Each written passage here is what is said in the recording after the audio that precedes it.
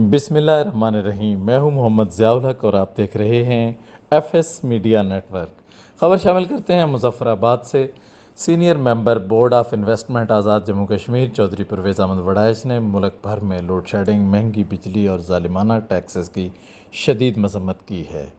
अपने जारी करदा एक बयान में चौधरी परवेज़ अहमद वड़ाइच ने कहा है कि हम किसी सूरत बिजली बिलों में ज़ालिमाना इजाफा और बेतहाशा टैक्सेस को कबूल नहीं कर सकते।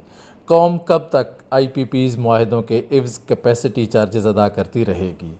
उन्होंने मज़ीद कहा कि महंगी तरीन बिजली के बाद तेज़ रफ्तार मीटर और जाली रीडिंग डालकर सारिफ पर किए जाने वाले जुल्म का खात्मा चाहते हैं। आईपीपीज़ को बिजली बनाने या ना बनाने की सूरत में 2800 अरब रुपए की इजाफी अदायगी नाकाबिल कबूल है।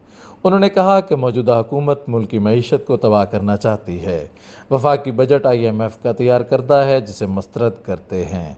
उन्होंने कहा कि सारिफीन किसी सूरत बिजली के बिलों में इजाफा को बर्दाश्त नहीं करेंगे।